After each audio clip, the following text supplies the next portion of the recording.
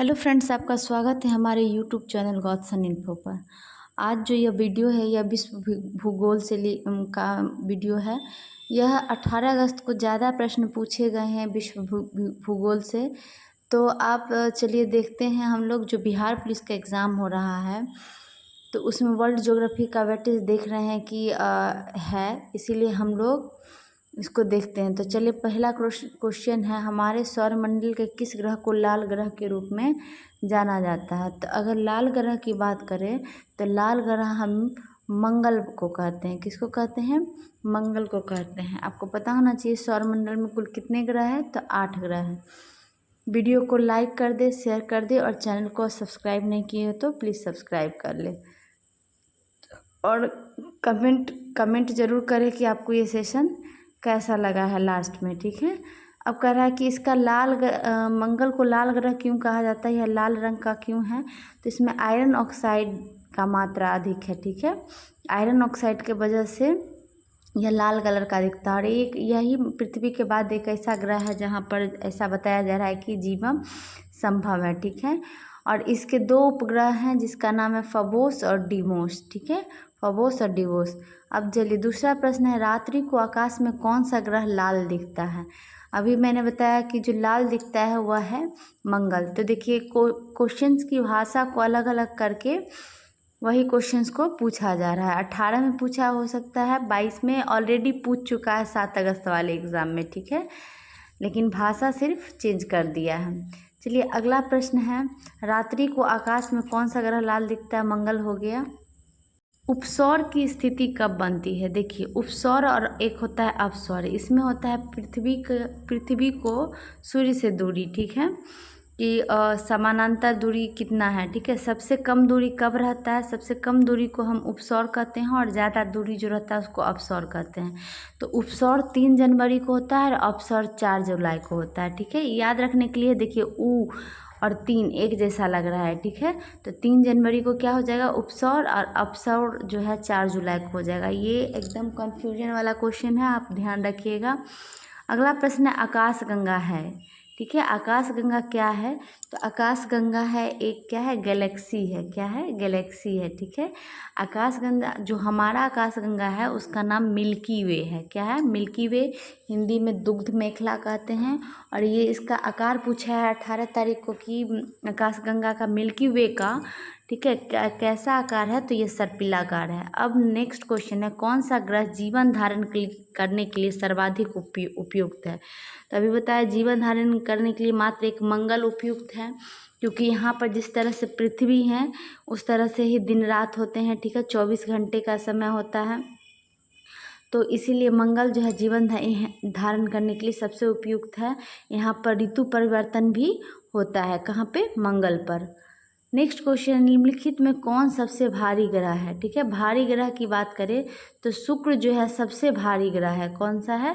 शुक्र। ठीक है, सबसे ज़्यादा घूर्णन करने में यही समय लगाता है, सुबह का तारा और शाम का तारा। ठीक है, मॉर्निंग स्टार एवं इवनिंग स्टार, दोनों हम किसको कहते हैं? शुक्र को कहते हैं। ठीक है, और शुक्र जो है उल्टा चक्कर लगाता है सूरज को, मतलब पूरब से पश्चिम की ओर। अब है ग्रह जो शुक्र की परिक्रमा करने में 18 दिन लगाता है। अगला प्रश्न है, तो वह बुध हो जाएगा।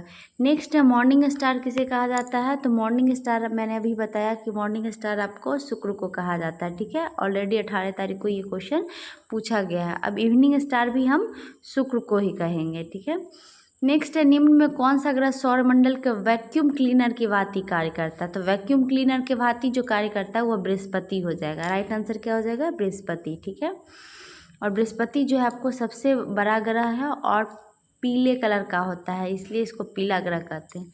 नेक्स्ट है, सबसे अधिक घनत्व किसका है? सबसे अधिक घनत्व जो है पृथ्वी का घनत्व सबसे अधिक है। ठीक है, अगला प्रश्न है, निम्नलिखित में किस वर्ष प्लूटो को उसकी पूर्व की में ग्रह की पदस्थिति में पदावनत किया गया था? मतलब उसके जो प्लूटो ग्रह में था उससे निकाल दिया गया था, वो था साल 2006। पहले सौरमंडल में 9 ग्रह थे, अब 8 बचे। ठीक है, निम्नलिखित में किस की हमारे सौरमंडल के ग्रह के रूप में गणना नहीं होती है? तो वह हो जाएगा प्लूटो। ठीक है, 2006 तक था, अब नहीं है। नेक्स्ट है सूर्य ग्रहण होता है, ठीक है। देखिए एक होता है सूर्य ग्रहण, एक होता है चंद्र ग्रहण, ठीक है। यह कब होता है कि एक सन है, ठीक है, सन का चक्कर कौन लगाता है? अर्थ लगाता है, और मून भी लगाता है। मून अर्थ का चक्कर लगाता है, लगाते हुए सन का चक्कर लगाता है। तो कभी कभी क्या होता है कि मून बीच में आ जाता है, जिसके कारण सूर्य का प्रकाश अर्थ पे नहीं आ पाता है, ठीक है। तो जिसके वजह से सूर्य ग्रहण होता है, तो क्या होगा कि चंद्रमा बीच में आ जाता है, सूर्य और पृथ्वी के बीच में। अगला प्रश्न है हिप्पोकैम्प किस ग्रह का चंद्रमा है? तो हिप्पोकैम्प जो है नेपच्यून का चंद्रमा है। नेक्स्ट क्वेश्चन है सौरमंडल में क्षुद्र ग्रह बेल्ट निम्न में किन दो ग्रहों के बीच स्थित है? देखिए क्षुद्र ग्रह जो होते हैं पत्थर के छोटे छोटे टुकड़े होते हैं, ठीक है। तो अब बात करें, सूर्य के बाद होता है बुध, फिर शुक्र, शुक्र के बाद आपको पृथ्वी है, ठीक है। पृथ्वी के बाद फिर मंगल आता है, और मंगल के बाद बृहस्पति है। यही क्रम है इनका, और मंगल और बृहस्पति के बीच में ही क्षुद्र ग्रह का बेल्ट है। तो राइट आंसर क्या हो जाएगा आपको? मंगल और बृहस्पति, ठीक है। चलिए नेक्स्ट क्वेश्चन है सूर्य से दूरी के अनुसार पृथ्वी और बुध ग्रह के बीच कौन सा ग्रह है, ठीक है। अब देखिए बात कर रहा है, फिर से क्रम का पूछ रहा है, तो क्रम से ध्यान रखिएगा कि कौन कौन से ग्रह हैं। सूर्य के बाद कौन सा होता है? बुध, ठीक है। तो पहला ग्रह हो गया बुध, फिर हो गया शुक्र, फिर हो गया पृथ्वी, पृथ्वी के बाद मंगल, मंगल के बाद बृहस्पति, ठीक है। अब यही पूछ रहा है कि आपको बुध और पृथ्वी के बीच कौन सा ग्रह है, तो यह हो जाएगा शुक्र। नेक्स्ट है पृथ्वी के भ्रमण की गति है। पृथ्वी की भ्रमण की जो गति है आपको 31 किलोमीटर प्रति मिनट है, सॉरी 28 किलोमीटर प्रति मिनट है। राइट आंसर हो जाएगा 28 किलोमीटर प्रति मिनट। कभी कभी पूछता है पृथ्वी का पलायन वेग क्या है, तो पलायन वेग है 11.2 किलोमीटर पर सेकेंड, ठीक है। यह सेकेंड है और वह मिनट था भ्रमण की गति। नेक्स्ट है अपनी धुरी पर पृथ्वी के घूर्णन की दिशा है, मतलब अपने धुरी पर कैसे घूमता है, किस दिशा से, तो यह हो जाएगा पश्चिम से पूर्व। ध्यान रखिएगा दो ऐसे ग्रह हैं जो कि उल्टा घूमते हैं पूर्व से पश्चिम, वो शुक्र और यूरेनस है, ठीक है, अरुण है। ये भी पूछ सकता है। नेक्स्ट है भूमध्य रेखा निम्नलिखित में से किस देश के मध्य से नहीं गुजरती है? तो बात करें भूमध्य रेखा की, तो भूमध्य रेखा कुल 13 देशों से गुजरती है। कितने? 13 देशों से गुजरती है। इसका एक ट्रिक है, इवाको, गया, काका, कैसा, माई, ठीक है। तो इसमें ये क्या कहता है, इक्वाडोर, बहामास, ठीक है, इस तरह से ट्रिक है। मैं एक सेपरेटली वीडियो आपको भूमध्य रेखा के लिए बना दूंगी, ठीक है। तो अभी बस देखिए कि किससे नहीं गुजरता है, तो याद रखिएगा भारत से जो है भूमध्य रेखा नहीं गुजरता। कुल 13 देशों से गुजरता है, लेकिन भारत से भूमध्य रेखा नहीं गुजरता है। भारत से कौन सी रेखा गुजरती है? तो भारत से आपको कर्क रेखा गुजरती है। कौन सी? कर्क रेखा। और 23.5 डिग्री उत्तरी अक्षांश को हम कर्क रेखा। तो यहाँ पर राइट आंसर क्या हो जाएगा? भारत। और भारत के कितने राज्यों से कर्क रेखा गुजरती है? तो 8 राज्य हो जाएगा। उसमें आपको लाइन से याद रखना है, पश्चिम से पूर्व गुजरात, राजस्थान, मध्य प्रदेश, छत्तीसगढ़, झारखंड, वेस्ट बंगाल, उसके बाद क्या है त्रिपुरा और मिजोरम, ठीक है। तो कुल 8 राज्य हैं जिससे कर्क रेखा गुजरती है। अगला है वह बिंदु जहाँ भूकंप की उत्पत्ति होती है कहलाती है। तो जहाँ भूकंप की उत्पत्ति होगी वह कहलाएगा भूकंप केंद्र, और ठीक इसके ऊपर वाले जमीन के बिंदु को हम कहते हैं अधिकेंद्र। तो राइट आंसर यहाँ हो जाएगा भूकंप केंद्र।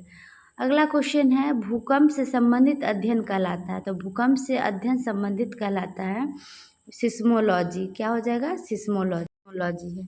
नेक्स्ट है लूसी दुनिया का सबसे बड़ा ज्वालामुखी विस्फोट किस द्वीप में है? तो लूसी जो है आपको यह हो जाएगा इंडोनेशिया में। कहाँ हो जाएगा? इंडोनेशिया राइट आंसर हो जाएगा। नेक्स्ट क्वेश्चन है निम्नलिखित में कौन सा ज्वालामुखी प्रशांत महासागर के ज्वाला दूत के अंतर्गत आता है? तो प्रशांत महासागर का बात कर रहा कौन सा आएगा? तो यह हो जाएगा फ्यूजियामा। कौन सा हो जाएगा? फ्यूजियामा राइट आंसर हो जाएगा। इस सारे प्रीवियस ईयर क्वेश्चंस हैं, पहले पूछा जा चुका है, ठीक है। कहेगा ये कहाँ पर है? तो होन्शु द्वीप जो है जापान में है। नेक्स्ट है इक्वाडोर का चिम्बराजो ज्वालामुखी निम्न में किस श्रेणी में आता है? तो जो चिम्बराजो है यह शांत प्रकार की ज्वालामुखी है। कैसा है? शांत। देखिए ज्वालामुखी 3 तरह के होते हैं, शांत, सुषुप्त और एक्टिव, ठीक है। एक्टिव को हम क्या कर सकते हैं? चलिए नेक्स्ट आगे देखते हैं। ज्वालामुखी के मुख को क्या कहते हैं? तो हम क्रेटर कहते हैं। एक्टिव को हम सक्रिय कहते हैं हिंदी में, ठीक है। आगे है आग का बलय, रिंग ऑफ फायर कहाँ स्थित है? तो रिंग ऑफ फायर जो है देखो, फ्यूजियामा जो ज्वालामुखी है उसको हम रिंग ऑफ फायर कहते हैं और यह प्रशांत महासागर में स्थित है, ठीक है। तो राइट आंसर हो जाएगा प्रशांत महासागर। अगला क्वेश्चन है किलिमंजारो ज्वालामुखी किस महादेश में स्थित है? तो किलिमंजारो की बात करें तो यह अफ्रीका में स्थित है, ठीक है। कहाँ हो जाएगा right answer? Africa. I hope आपको ये सेशन अच्छा लग रहा होगा। प्लीज़ कमेंट ज़रूर करें और वीडियो को लाइक करें और चैनल को सब्सक्राइब कर लें। चलिए ये जो कोलिमा ज्वालामुखी पूछ रहा है नेक्स्ट क्वेश्चन, कोलिमा ज्वालामुखी कहाँ है? तो यह मैक्सिको में हो जाएगा राइट आंसर, मैक्सिको में, ठीक है। यह बहुत फास्ट रिवीजन है, अंतिम टाइम के लिए है। इसकी अगर ऊंचाई पूछे तो 3280 मीटर है। नेक्स्ट क्वेश्चन है काल बैसाखी चलती है। देखिए काल बैसाखी बहुत इंपॉर्टेंट है, बहुत सारे क्वेश्चन एग्जाम में पूछे गए हैं। तो यह एक प्रकार की हवा होती है, ठीक है। स्थानीय हवा की नाम है काल बैसाखी, ठीक है। पूछ रहा है कहाँ चलती है? तो राइट आंसर इसका हो जाएगा आपको बंगाल में चलती है। कहाँ चलती है? बंगाल में। देखिए जो स्थानीय हवा होती है भारत में उनको अलग अलग जगह पर अलग अलग नामों से जाना जाता है। तो ये काल बैसाखी बहुत फेमस है, बहुत सारे एग्जाम में पूछे गए हैं। तो राइट आंसर क्या हो जाएगा? बंगाल, ठीक है। क्या हो जाएगा? बंगाल। और पूर्वी भारत की बात करें तो पूर्वी भारत में इसको हम नार्वेस्टर कहते हैं। क्या कहते हैं? नार्वेस्टर कहते हैं। और कर्नाटक में इसको हम चेरी ब्लॉसम कहते हैं। क्या कहते हैं? चेरी ब्लॉसम, ठीक है। तो ये बात आप ध्यान रखिएगा। जैसे ही बिहार पुलिस का एग्ज़ाम ख़त्म होता है हम लोग बिहार दरोगा की प्रिपरेशन में लग जाएंगे। क्वेश्चन है सही मिलान करना है। देखिए सारे स्थानीय पवन है, बिल्ली, हरिकेन, टाइफून, ठीक है। इस सबको मिलान करना था। अब वायुमंडल की सबसे निचली परत है। तो देखिए वायुमंडल के कुल 5 परतें होती हैं। सबसे निचली परत होती है क्षोभ मंडल, उसके बाद समताप मंडल, फिर मध्यमंडल, फिर आयन मंडल, फिर वायुमंडल, ठीक है। तो सबसे निचली परत को हम कहते हैं क्षोभ मंडल, ठीक है। जो मौसमी संबंधी घटनाएं होंगी सारे क्षोभ मंडल में होंगी, जैसे बारिश का होना, मौसम परिवर्तन, बिजली चमकना, ये सारे क्षोभ मंडल में। और सबसे ऊपरी परत जो होता है उसको हम कहते हैं वायुमंडल। और एक एग्ज़ाम में पूछा था ऊपरी परत के अध्ययन को हम क्या कहते हैं? तो एरोलॉजी कहते हैं। क्या कहते हैं? एरोलॉजी। और निचली परत के अध्ययन का हो सकता है पूछे तो इसकी हम मेट्रोलॉजी कहते हैं। क्या कहते हैं? मेट्रोलॉजी। चलिए नेक्स्ट क्वेश्चन देखते हैं। कैरेबियन सागर में उत्पन्न होने वाले तूफान को क्या कहते हैं?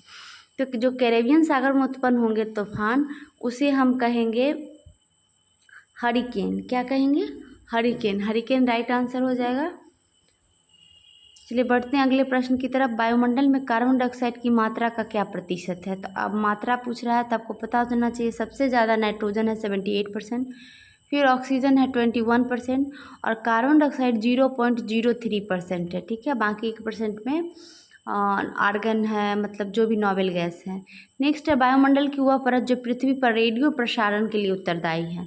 तो रेडियो प्रसारण के लिए जो उत्तरदायी है आपको मैंने बताया था क्षोभ मंडल किससे है? मौसमी संबंधी घटना के लिए, ठीक है।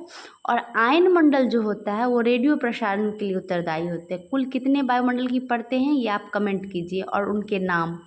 नेक्स्ट है वायुमंडल की कौन सी परत बड़े जेट विमानों के लिए आदर्श उड़ान परिस्थितियों के हालात प्रदान करती है? तो यह हो जाएगा स्ट्रेटोस्फीयर। देखिए कभी कभी ना नाम जो होते हैं वायुमंडल की परतों को इंग्लिश में पूछ लिया जाता है, तो आप हिंदी के साथ साथ अंग्रेजी का भी देख लीजिएगा।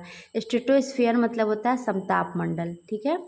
अब निम्न में कौन सा मंडल सर्वाधिक गर्म होता है? गर्म की बात करें तो आयन मंडल सबसे ज़्यादा गर्म होता है और इसी में रेडियो प्रसारण का काम होता है।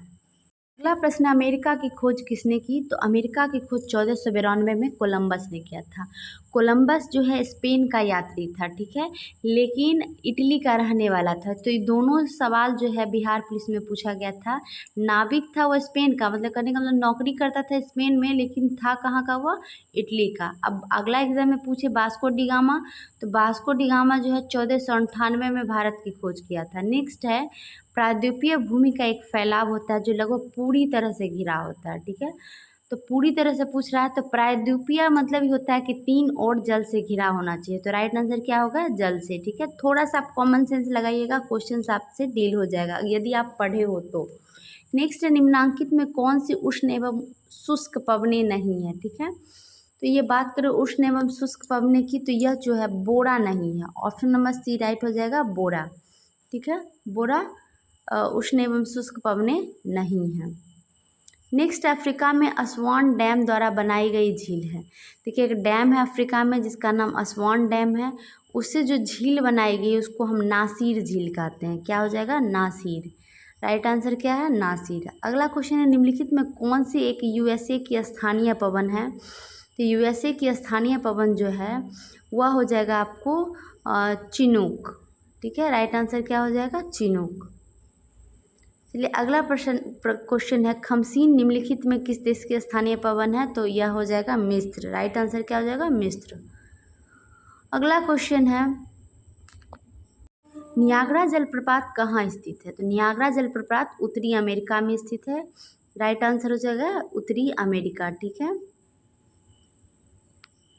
अगला क्वेश्चन, निम्नलिखित में कौन सा युग्म सही सुमेलित नहीं है? देखिए, स्थानीय हवा है और देश। चिनूक यूएसए बिल्कुल सही है। फोन आल्प्स पर्वत सही है। सिरोको कनाडा नहीं, सिरोको कनाडा में नहीं होता है। ठीक है, इटली की पवन है सिरोको। ठीक है, लू भारत में सही है। तो यही राइट आंसर हो जाएगा, ऑप्शन नंबर सी। अगला है, टोबा झील स्थित है। टोबा झील कहाँ स्थित है? तो सुमात्रा में है। कहाँ है? सुमात्रा। राइट आंसर हो जाएगा। अगला है, कालाहारी रेगिस्तान कहाँ स्थित है? तो कालाहारी की बात करें तो यह दक्षिण अफ्रीका में स्थित है। राइट आंसर क्या हो जाएगा? दक्षिण अफ्रीका। ठीक है, अगला क्वेश्चन देखिए, जाग्रोस पर्वत स्थित है। तो इसका राइट आंसर हो जाएगा, जो जाग्रोस पर्वत स्थित है ईरान में। क्या हो जाएगा? ईरान। राइट आंसर हो जाएगा। चलिए नेक्स्ट क्वेश्चन देखते हैं, कोटोपैक्सी पर्वतीय चोटी किस देश में स्थित है? तो कोटोपैक्सी की अगर बात करें तो इक्वाडोर हो जाएगा। Right answer Cotopaxi. ठीक है, अगला, निम्नलिखित क्षेत्रों में किसमें बुशमैन पाए जाते हैं? तो बुशमैन कालाहारी मरुस्थल में पाया जाता है, और बुशमैन एक जनजाति का भी, प्रजाति का भी नाम है। अगला है, डेक्कन्स बर्ड किस देश का एक प्रसिद्ध पर्वत है? तो हो जाएगा दक्षिणी अफ्रीकी संघ। ठीक है, क्या हो जाएगा? दक्षिणी अफ्रीकी संघ। नेक्स्ट है, स्टेलेकाइट स्थलाकृति का निर्माण होता है। तो यह आपको हो जाएगा, स्टेलेकाइट जो है भूमिगत जल द्वारा होता है। किससे होता है? भूमिगत जल द्वारा। ठीक है, पेशावर काबुल किसके माध्यम से एक दूसरे से जुड़े हैं? तो खैबर दर्रा। ठीक है, ये वर्ल्ड ज्योग्राफी का फर्स्ट रिवीजन था। आई होप आपको अच्छा लगा होगा, आपके लिए इम्पोर्टेंट भी हो सकता है। तो वीडियो को लाइक करें, शेयर करें और कमेंट करें कि आपका सेशन कैसा लगा। और चैनल को सब्सक्राइब नहीं किए हो तो हमारे साथ बने रहने के लिए सब्सक्राइब करें। Thank you so much.